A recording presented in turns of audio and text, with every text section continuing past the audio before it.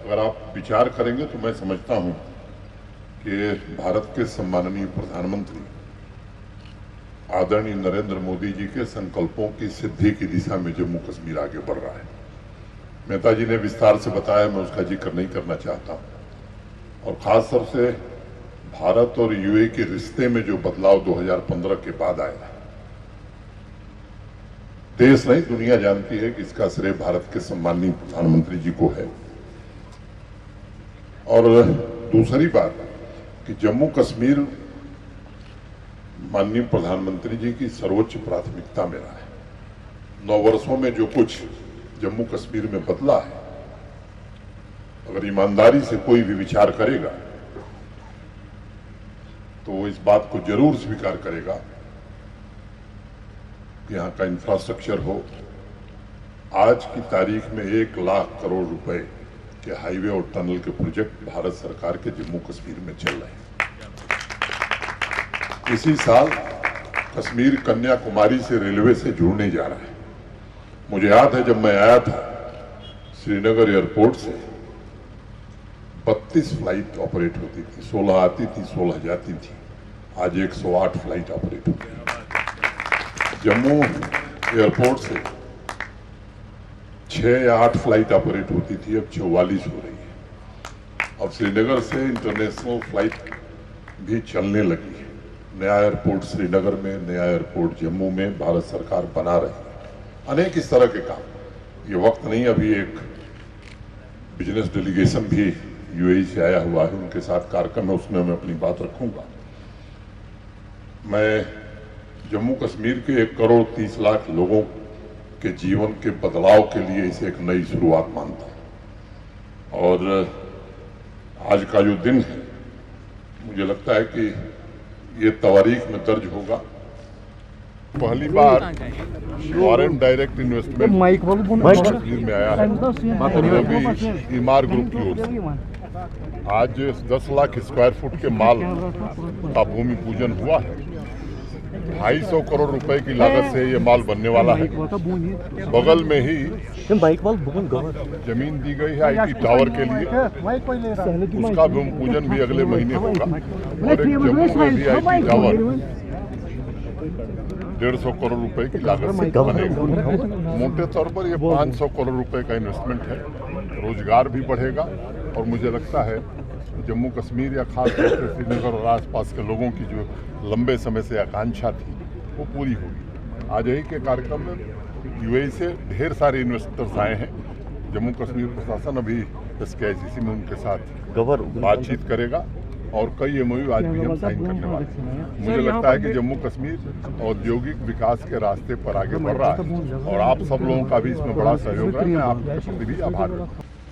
Prior to 2019, one thing that was not happening in J&K was that nobody could invest in J&K.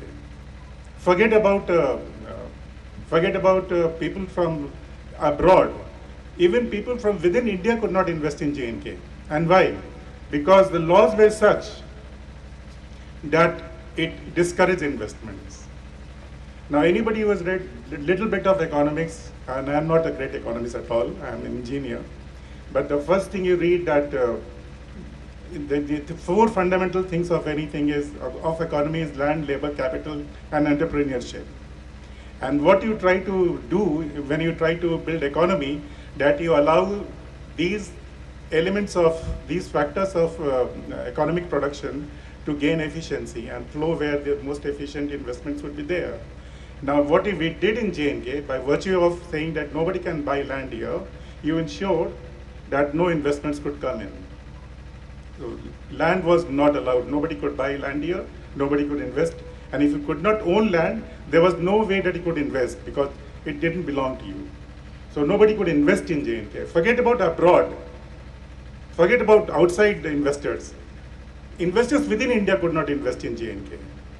And many years back, when I was a student, I read a R.K. Lakshman joke, which was basically there was a plane flying above, and there were people sitting in the plane, and there were some people running on the other side. So people on the ground asked the persons who were flying in the plane that, where are you going? They said, we are going to 21st century.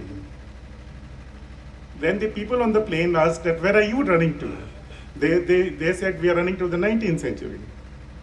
So that's what it is. So land was not allowed to be acquired by anybody, and therefore it could not invest. Now come to labor. The fundamental thing was that no labor from outside come in Jain can work. If they could work in those positions where the local labor was not available. But if you had labor for anybody, any other position, outside labor would not be allowed here. So he ruled out land, he ruled out labor, and therefore he ruled out entrepreneurship, and he ruled out capital.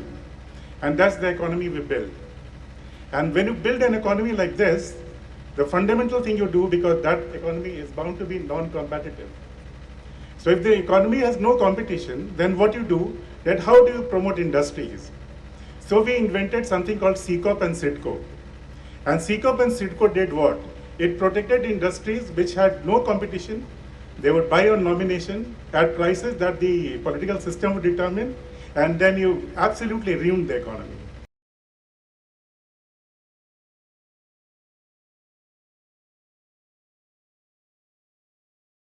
Take one अब आपके WhatsApp पर।